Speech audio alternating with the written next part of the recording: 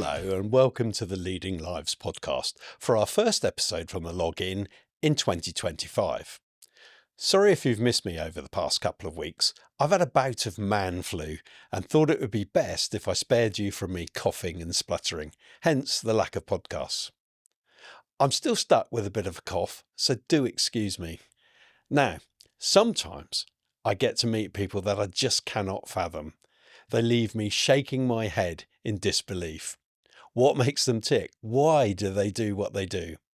One such person is with me today, and believe me, we're going through a long list of amazing topics, so stay with me.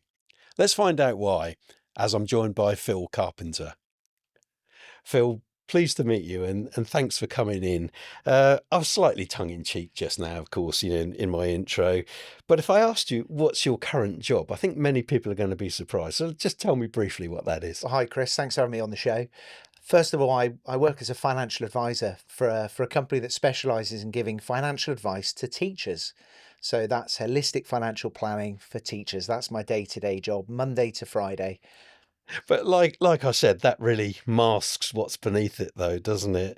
You're in training for a big event, aren't you? Tell me a little bit about that. I am. So I'm in the full thrust of training for the 39th edition of the Marathon des Sables, which hopefully you've heard of and your listeners have heard of, which is 252 kilometres or thereabouts across the Sahara Desert in 6 days between the 6th and the 12th of April this year.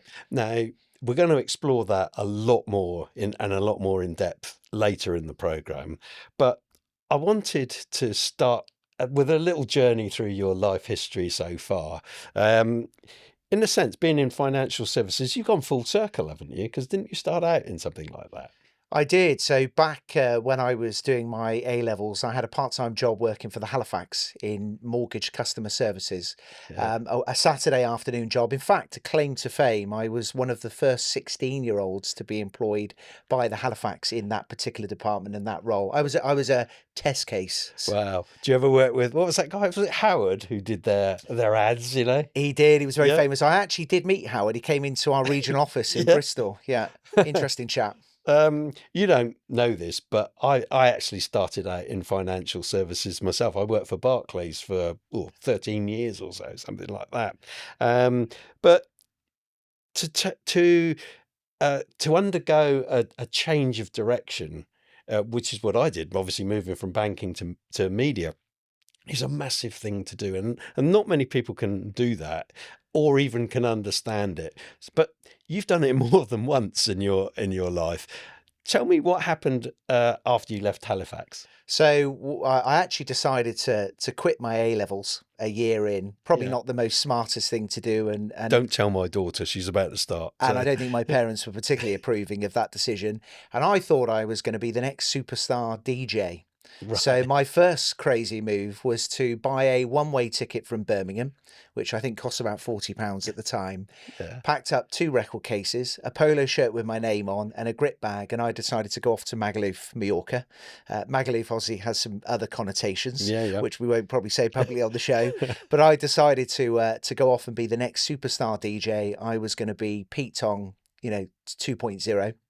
And I spent 9 months living in Magaluf, DJing in all the clubs and bars, having a great time. It actually got to the point at the end of my 9-month experience, I couldn't even drink anymore. I was sort of on hot chocolate and Baileys just to keep the alcohol consumption going in, Really? But through hot chocolate because I couldn't handle any more drink.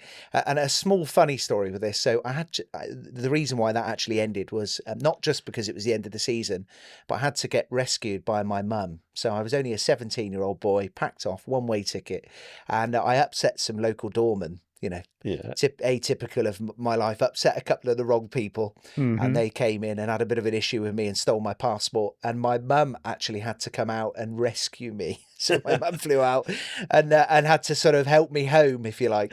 You had a bit of a stint in the airline industry, was that right? I did. So it's not something I've spoken about for many years because it doesn't always go with the life I'm living now and the life I've lived over the last sort of 10, 15 years. But I did. I spent a year or so working as a cabin crew for an airline that's now gone bust, tragically, travelling all over the world. But I was one of a few men working in that industry. Lots of ladies. It was, Yeah. as a young man, I thoroughly enjoyed it. I bet. Traveling all over the world.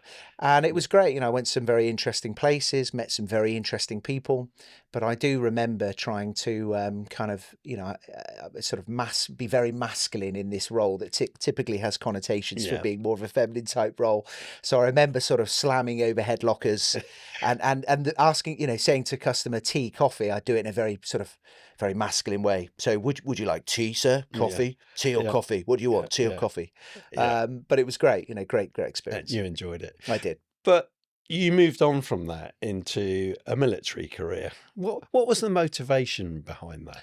So just after being cabin crew, I moved into an operational role in airline industry, working in sort of crewing department, which is where you manage the rosters and sort of the legalities around crewing hours and programs.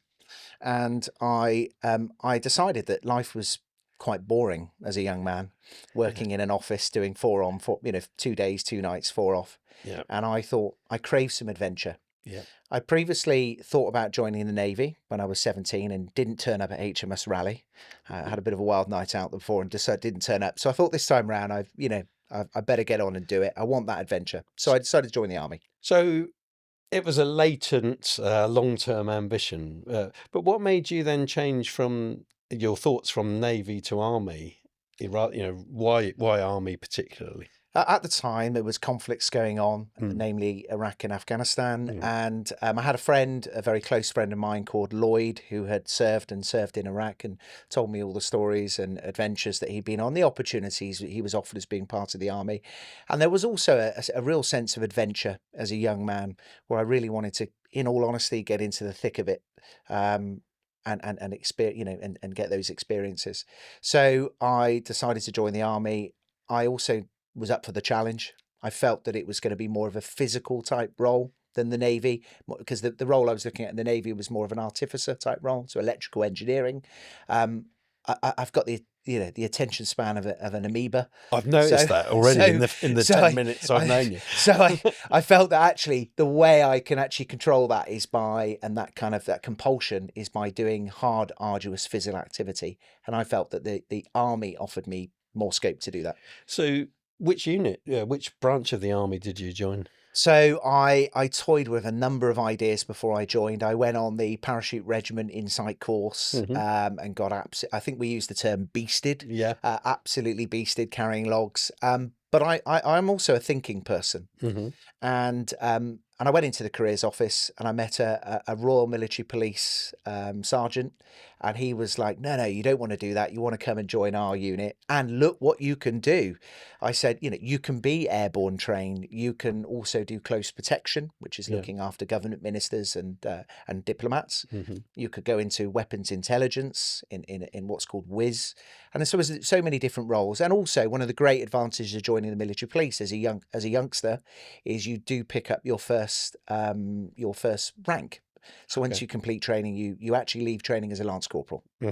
So in a way, it was a sort of a combination of all of those factors.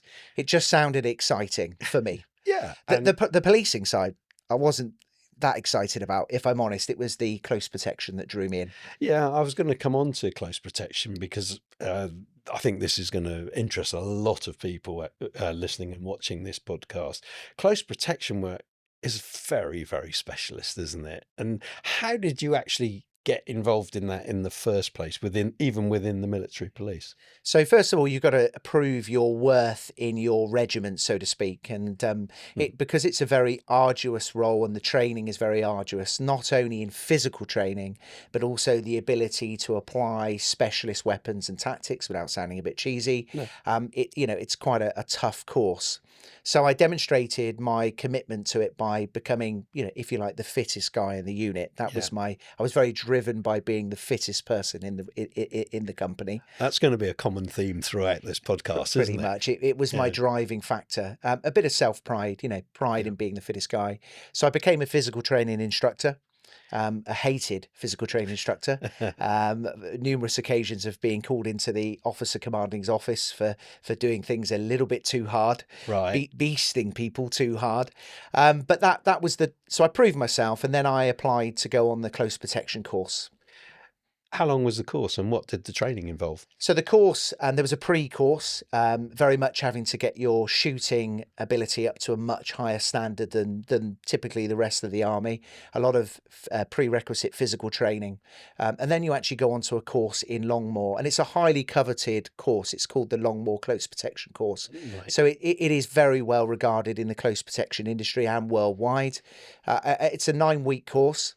But that is, from 6 in the morning till 10 at night. It's running in the morning, physical, arduous PT in the morning, and then it's onto the ranges with, a myriad of different complex shoots, very physical day. Yeah. And then it's in the gym in the evening doing combat and, non-armed, hand-to-hand sort of defensive techniques. Yeah. So it's a very, very long and arduous course. When And I had to take 2 attempts actually to. Did you? So I admittedly, and I've never really publicly said it, but I went on the course and actually failed one of the shoots initially because they are very hard. But I went back. Yeah, so you weren't going to be defeated, and that's Absolutely. something that's I think, going to feature again. From my research anyway. How did you feel? It's a bit of a simplistic question, really, but how did you feel once you did achieve the pass?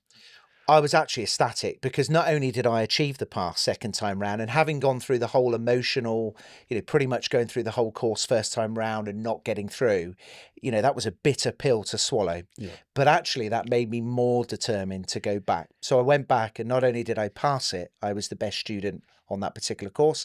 And my name is now forever enshrined on a plaque at the Close Protection Unit in Longmoor, famous forever. Right. And, and it's that old saying, isn't it? If it doesn't kill you, it makes you stronger. So Absolutely. in a way, maybe the if we can call it failure, maybe the failure gave you that extra edge second time round. Absolutely. Not only did I go into it with a bit of foresight, and I also had a better understanding, expectation of what was coming my way in terms of physically and on the shooting, but also I went away and developed myself both personally. Looked at where I'd gone wrong, looked at some of the personality traits that perhaps needed to be adjusted slightly to suit the particular course. And I really worked on my shooting. I remember going and having, extra, thankfully at the time, I had a fantastic team around me that put me through extra coaching to just bring my shooting up to the level that was required. So your first day as a CP operator, can you remember what was going through your mind that day, and what was your mission, without going into too much detail, of course? So when you finish the course, you are at the time with conflicts going on globally. And the great thing with the Close Protection Unit is you not only deployed to places like Afghanistan or Iraq, but there were other postings, Algeria, South Sudan, for example, in Khartoum. So there was lots of other things going on. But pretty much at the end of the course, I was given my first tour date, and I was going to look after a brigadier general that was responsible for the combined training advisory group in Afghanistan. So it was what we call, there's 2 types of tour in the Royal Military Police Close Protection world. There is a green tour, which is where you're looking after a military officer, high-ranking official, and you're wearing typically military attire, carrying specialist weapons, obviously, and applying different techniques and tactics. And then there's a black tour, which is where you wear civilian clothing, and you're very much blended in with the other private security operators in the country. And then that's in kind of conjunction with the Foreign and Commonwealth Office, and you're looking after diplomats or government ministers. So it was a green tour first. Yeah, looking at your Hollywood type movies, were dark sunglasses obligatory? Absolutely. I would say I'd be lying if I said I wasn't all the gear. I was the guy that. But you had some idea, I hope. I did have some idea. Just to clarify, I wasn't all the gear, no idea, but I did have an idea, definitely what I was what I was doing. But the unit used to give you a sort of bit of money before you went away and said, right, go gung ho, guys, go and get your kit. This is for your kit and equipment. And I remember, absolutely going to town. It's a bit tragic, and some of the operators out there would probably go, did he really need that double mag holder, or did it look cool? Yeah, I understand. Now, it sounds sort of a bit obvious, but the role of a CP operative, you might have to take a bullet for somebody. How did you mentally prepare for that eventuality, should it have arisen? First of all, the military, in a way, indoctrinates you in the most positive way. I was incredibly proud to be serving in the British Army. I bought into the concept of Queen country, incredibly patriotic. I was very proud of what I'd achieved, and I was very proud of my regiment and the history and the people that were part of that regiment. I think also I was incredibly, before the client, it was my team around me. I had a fantastic team of people, highly trained, highly skilled, highly professional. So I actually never, in a way, I always felt that they had my back. Yeah. But when it comes down to it, that was my job. And failure is not something I would ever want, to be left with. The final thing would be failure. Yeah. And if I didn't protect my client, or my boss, as we used to refer to them, then Yeah. I'd feel that I failed in my job. And it would be letting down myself, my team, and my regiment, and my country. And going hand in hand with that, you had to have some element of control over what they did. And how did you make sure that they followed your instructions? Because if they didn't, it could have been fatal, couldn't it? So Exactly. So I was part of this particular team was a sort of 6-man team operating 2 armoured B6, 3.2-ton Land Cruisers yeah, around Kabul and various other places. Obviously, we commuted around the country at various intervals. So it's about the commanding officer will always have a senior officer working as their aide de camp, if you like, their PA, if you like, in Yeah. sort of military speak. So it's about briefing them, good lines of communication, and also it's subtle gestures to steer the boss in the direction you want to go, and also we were there to protect him. He knows that. So although he was a senior rank, much senior than any of us on the team, yeah, we have a job to do. And that job was, in some cases, had to supersede his rank. yeah. And he had to bend his wishes to kind of, for us to be able to do our job. Yeah, I understand that. And actually, that was my next question, was about the dealing with seniority of rank and them knowing that they were senior, but they accepted that. Yeah. I think it actually goes back to basic training. So the Royal Mhm. Military Police kind of train you, because when you leave the training, you're a Lance Corporal. But the fact is you're a police officer as well as a soldier. Yeah. And so a rank, if there's a captain or a general even committing a crime, then you could, as a Lance Corporal, arrest that general if they were committing a crime. Really? So there was this kind of don't confuse your rank with my position. Yeah. Yeah. Okay. I'm with you. So in a way, that was applied in the close protection training. It lends itself nicely to that role because ultimately I have a job to do and you will do as we say. Your way or no way. But it's about rapport with the client as Yeah. well. Even though we're in a military context, because the role's so unique and so specialist, it's about building a good rapport with your client and their PA so that actually they understand why you're doing so. I think it's always the case, isn't it? Yeah. If you explain why you're doing something, most people will be happy to do it. And that's part of the thing that I'm trying to bring out in the podcast, actually, because although nobody can specifically relate to your role as a CP officer, you can translate that into everyday life, and some of those principles apply. And last night, when I was doing my research and I sat down thinking about you, I made some notes and see what you think about this. I've got clarity of thought. Clarity of thought and speed of action must have been major factors for you. And I wanted to know how you sharpened those particular skills. What did you do to make that easier for yourself? So the training very much again is very progressive, and it but actually you've got to have a natural ability, a natural situational awareness of things that are going on around you, people, places, obstacles. You've got to be situationally aware. And in today's internet age, kids on their phones, that's something that's sadly lacking in everyday life, isn't it? Exactly. And I do think that is a natural ability I had, is being aware of my surroundings. And also it has enabled me to, through my life, change the role and reposition myself in whatever role I'm doing to suit the target audience, or the audience of who I'm speaking to and who's around me, more importantly. So my boss, actually, my current sort of regional manager, Graham, I think he sort of used the word chameleon. Yeah. So I have the ability to adapt. I'm very adaptable. And that was one thing that I felt needed to be the case in the military. So being situation aware, being aware of what's going on around you, And taking quick action. Yes, there has to be a quick action, and you Yeah. don't have time in that environment to procrastinate Yep. or think about things too much. Your training kicks in. The drills, it's very much the army install certain drills in you. Yeah. We just had ours amended slightly rather than going towards the enemy, as in a Yeah. teeth arm going towards the enemy. We were to lay down a heavy rate of fire and extract back with the client. So Understood. effectively, we were professional cowards. I, I You think know? that's a bit harsh. So we would throw smoke down, lay down a heavy Yeah. rate of fire, and extract with the clients, in a controlled manner. Other notes I made about this are things that I think would be relevant to what you're doing. It's obviously being part of a team.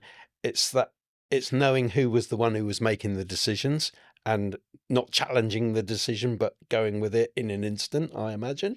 Yeah, I Yeah. mean, on training, particularly in pre-deployment training, we do an awful lot down at Lydd Ranges of live firing, very complex extraction Yeah. under live fire. Hmm. And one of the benefits of that is actually in a conflict situation or when you're actually applying the skills of a close protection officer, you're not actually, the rank very much goes out of the window. Yeah. Yes, there's a team leader on each team. That can be typically a captain, maybe a sergeant, depending on the team and the availability of the operators. But actually, when you're under this stressful conditions, it's almost so well oiled that the whole officer rank thing goes out of the window. You Yeah. each have a role to play. And within that team, you are each given a role. So on any particular day, you might be acting as the bodyguard, which means you are providing physical man cover, Hmm. for your clients, as in body cover, Yeah. and your responsibility is to get the client out. You might find yourself working as a what we call a personal escort section, or if you like, a shooter in the civilian world, Yeah. and your job is to lay down form a sort of a line or extended line baseline and lay down a heavy rate of fire to give your bodyguard the opportunity to actually extract the client from the killing area. Right. So you each have a role, and irrespective of rank, you fall into those roles. Yeah, so You mentioned rapport. I mean, building that rapport with your client, as you refer to them, I imagine everybody's different, but did you engage much with them, or is it very much you're looking around what's going on around you? client dependent. In the Yeah. military and working for the Foreign and Commonwealth Air Force Office, there tend to be more a greater separation in a way between client or boss and the team, because obviously we were under sort of the military doctrine, if you like. Yeah. In the civilian world, moving into close protection in that world, you tend to build a closer relationship to your client, and but it's very hard not to build an affiliation or an affection. For example, I looked after Sir Richard Stagg, KCMG, who was the ambassador to Afghanistan Hmm. in 2012, and this guy is 5'5", 5'4", grey hair, doesn't look particularly kind of authoritarian, Hmm. but he holds a very powerful sort of position in the civil service, that's liaising with the government, very much making key decisions in that country, and yet he was such a nice guy. I found myself having a sort of almost like a sort of an uncle, father, granddad type figure, Yeah. and I kind of in a way kind of really liked him. Yeah. I've kind of in a sort of strange way loved him, Yeah. in a kind of weird way, Understandable. and I think he took to me because at the embassy in Kabul, he asked me if he said, "Does any of the team play tennis?" And immediately I thought, FaceTime with the ambassador, brilliant. Yeah. I'm rubbish at tennis. But I said, yeah, I said to the sort of PA, I said, yeah, I play tennis. I play tennis. So every Friday morning, for an hour on a Friday morning, I'd be playing tennis with the ambassador Yeah. before going out. So I'd go from my shorts playing tennis in the embassy to putting on body armour, carrying a C8 DeMarco, 10 magazines, and going out on the ground in a very dangerous environment. So it was kind of a strange relationship, but he was a nice guy, and so it's very hard. I've got so many questions here related to your CP work that I think I could fill the rest of the podcast with that. So I'm gonna skip a bit because I want to come on to other Sure. things. Um, but back in the 1990s, I did some observational training work with some Royal Marines, and included within that was looking for concealed snipers, and in their camouflage and stuff like that. It was incredibly difficult to do, and Sure. how did you spot threats, or how do you differentiate different levels of threats as well? Because some things might be perfectly innocent and it would be easy to overreact, or vice versa.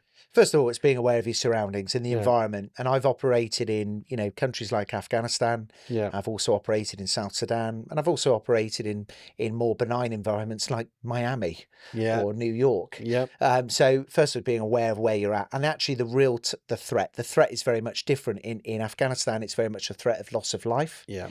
Whereas in the sort of more corporate setting, it's more reputational a threat. Yeah. Okay. Yeah. So, but in terms of the military being aware of the threat, it's what we call the 5 and 20s. I suppose you Right. might have heard that No, term. no. So it's very much looking around you, looking immediately around you in the sort of the horizon and then above.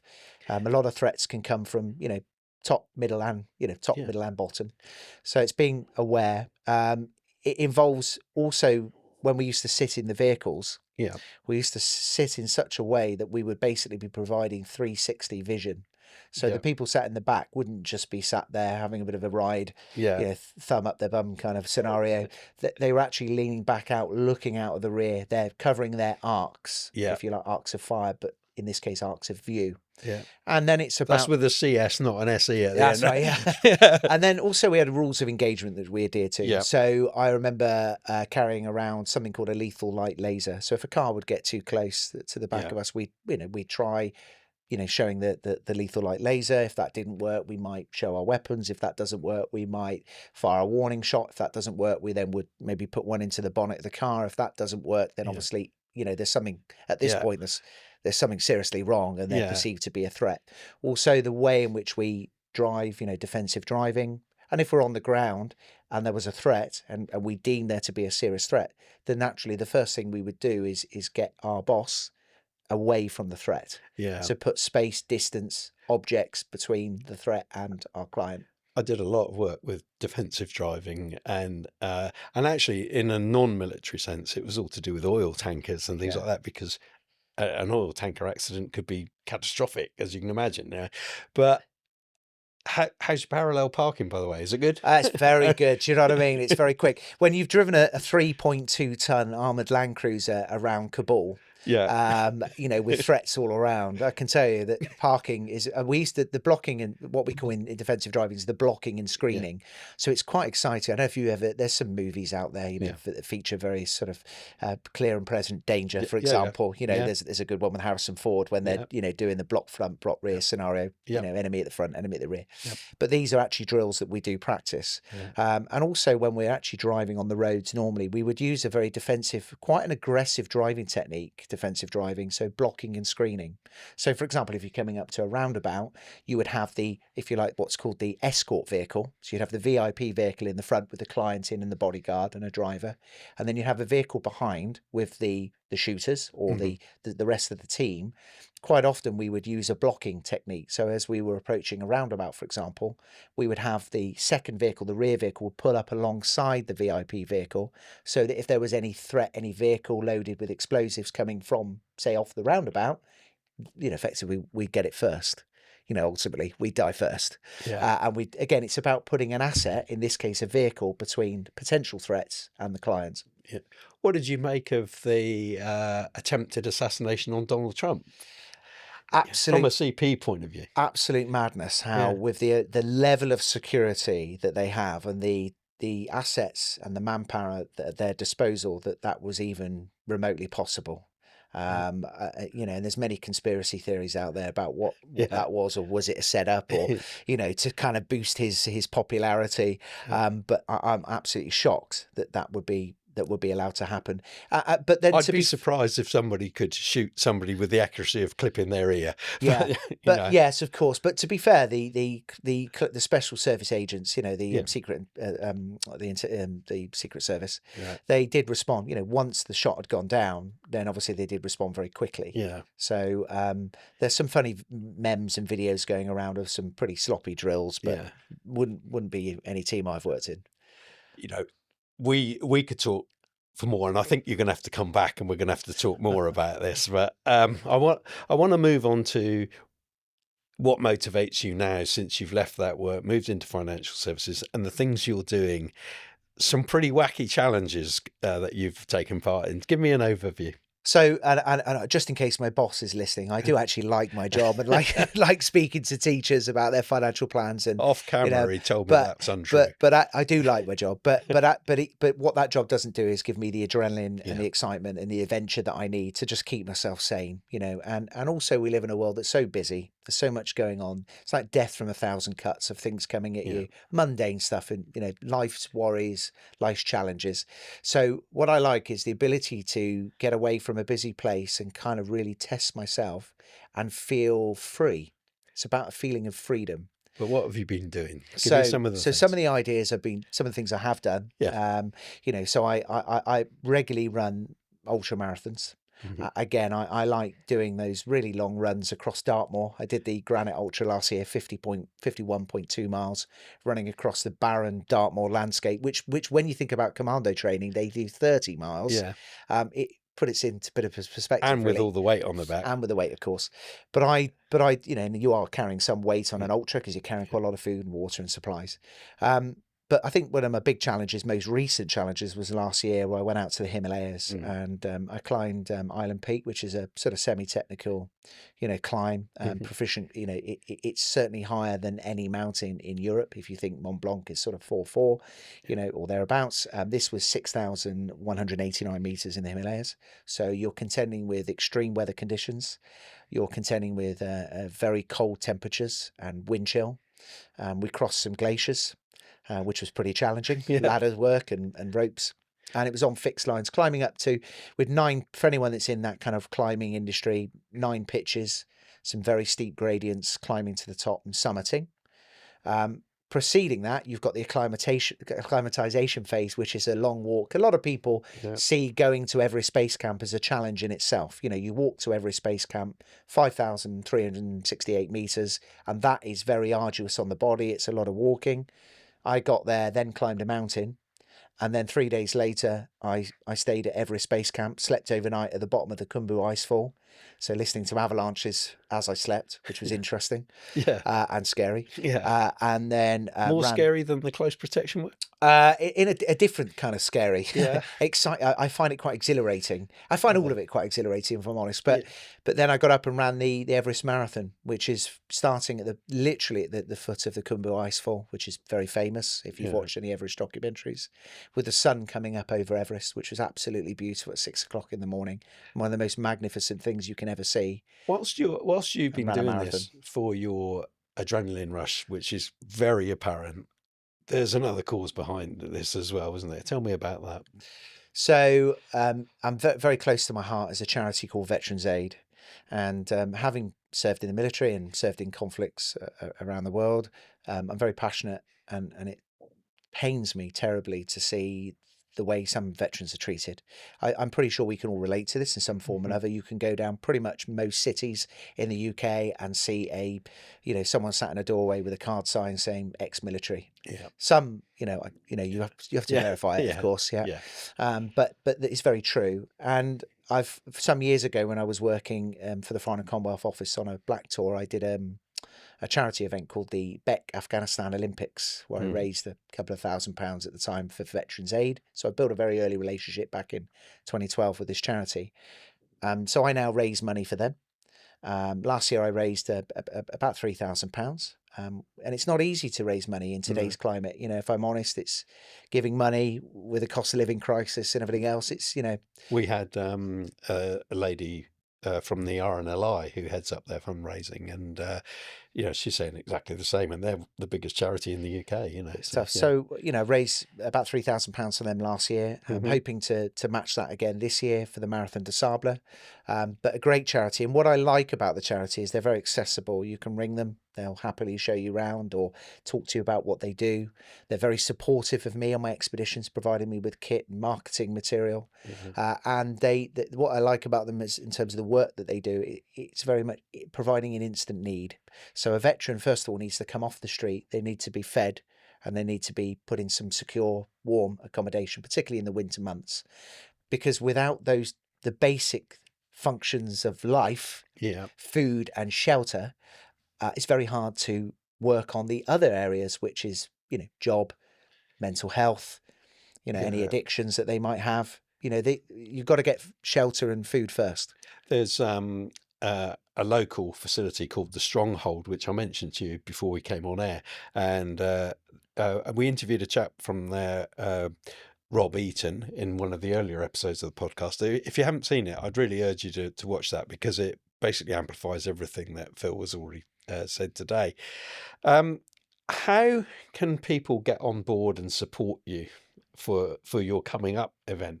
So you might have seen they've been pretty much hot in the local press, the Bournemouth Echo and the Dorset Echo and various other media outlets. So first of all, I'm publicising myself on Facebook and Instagram and LinkedIn and in a digital world. And my thoughts off camera about social media. It's but it's a necessary evil to raise awareness and also raise money for the charity.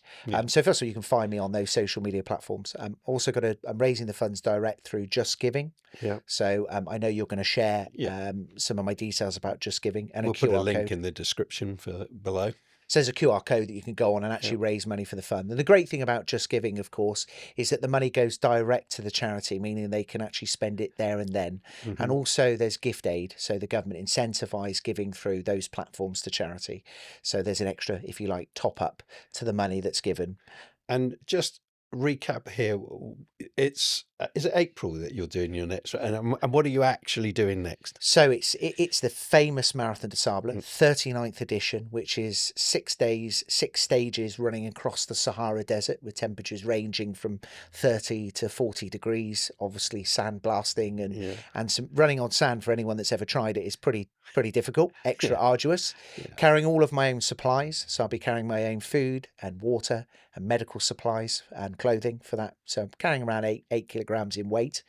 It's 252 kilometers with some sticky terrain, not only desert terrain, but also some pretty tough elevation in there, if you like, desert mountains. And in the evenings you're sleeping in a bivouac with at this point unknown other crazy people that want to put themselves through this challenge. But it is known, the Marathon des Sables. It's very famous. It's very iconic, and it is known as the toughest foot race on earth. Wow. I would imagine that it's quite a close-knit community that gets involved in things like that. I'd say I'm relatively, in terms of being a grand adventure, I'm at the sort of early stages of my adventurous life, as in other than what I've already done. Next year I'm looking to climb Amadablam, which is on the Hat, of course. And also looking at the Arctic Ultra, which is 360 miles across the Arctic, carrying a sled. So those are the challenges that I'm actually looking to do next year, and I'm already signed up to one of those through a company called Elite Exped, which they produced a very famous documentary called 14 Peaks on Netflix. So check it out. It's really interesting stuff if you like adventure. So in terms of I've got a lot of friends that do similar stuff. A good friend of mine called, well, I say a good friend, he's someone I know through my working life, and he kindly lent me some kit for my last expedition to keep the costs down. A guy called Jordan Wiley, a great guy, done a lot for charity. He's doing an exploration across the Arctic this year. So you do get to meet some interesting people. I met a lady in the Himalayas called Sally Orange, who's one crazy lady that's run over 100 marathons. I think she's done the 7 marathons on 7 continents, all whilst being dressed as a piece of fruit. I kid you not. It's a piece of fruit. She dresses as a piece of fruit. I mean, this lady must presumably an orange. Sally, well, I think she's got not just an orange, but really? She actually ran the Everest Marathon with me, and I think she was dressed as a lemon from recollection. Right. So I mean, obviously, no jokes about melons, absolutely, please. A lemon, not a melon. No, I know, but no jokes about melons. Of course, but she's crazy enough to do these challenges dressed as a piece of fruit to raise awareness for mental health. She's obviously had her own, I believe, you can look her up, but she's had her own challenges. So the great thing about doing this and being in this community is I meet some really interesting people. I was at a running expo in Birmingham on Saturday, and we sat down and listened to a guy called Spencer Matthews, who ran 30 marathons in 30 days across the Jordanian desert. So you're just meeting and listening and experiencing some very interesting people. So I was going to ask you, in fact, to be honest, Phil, we haven't even covered 50% of the questions I've got down here. So you're definitely going to have to come back. Pleasure. But The support of your employers must be paramount as well. Absolutely. Do you know what? I couldn't, if you think about these expeditions, not only their commitment on your time in terms of the training and the preparation, but the expedition last year, took me out of the office for about 6 weeks. For anyone that knows that works in a corporate environment, you often get some, 24, 28 days holiday a year. Yeah. So the Wesleyan were fantastic. They gave me, not only did they put a nice donation in, they allowed me charity voluntary days, and they also effectively gave me a bit of free leave last year to go away and do these expeditions for the charity. So I work in a corporate world. I work for a fantastic company that generally really supports me on this. The company have been outstanding, genuinely outstanding. How are people going to be able to follow your progress on the marathon So and the run? the great news is I've partnered with a few. I'm partnering with a few brands. Yeah. I'm partnering with a brand called Swipes. Ever heard of them? No. So they're kind of fairly new on the market, and they provide kind of very large wet wipes, if you like, but Okay. a bit more technical, a bit more natural ingredients for the body, but being in the desert for 6 days, I'm not going to be able to wash, right? So it's going to be really important. Hygiene is very important. Yeah. So I'm going to be using these swipes. So I've partnered with a lot of great brands, and I'm also looking to partner with a brand called Built for Athletes. Yeah. So they're kindly, helping sponsor me through these events. But one of the things that they said to me was, Phil, you need to get more active on social media. Yeah. Phil, you need to get an Instagram page going. So I think the easiest way people are going to be following me is I'm going to be doing regular updates in the training events coming up to the actual Marathon des Sables, but also during the Marathon des Sables, I'm going to be doing regular 30-second, 1-minute reels a day on what I'm up to, how it's going, how I'm feeling. You might see some pretty grotty foot shots of some sort of blistered feet, We'll critique possibly. them for you. You can critique them for me, but you're going to see some pretty gory stuff. You're going to see a very tired Phil, very exhausted, and you're going to see some amazing scenery. So those brands are really encouraging me to go down that direction, because it helps raise away, what they're doing as well, of course. I could sit here for the rest of the day and go through loads more, but we've actually run out of time. We've shot through 40 minutes. It's amazing. Thanks very much for coming in, Phil. Pleasure. Really appreciate it. Excellent. Thank you for having me. What an amazing man Phil is. So get on and support him. It's a monumental challenge for a really important cause. Now, if you know someone who'd like to be a guest on Leading Lives, please do get in touch. But also, we could do with some more of your feedback and comments about how you'd like to see Leading Lives develop in the coming months.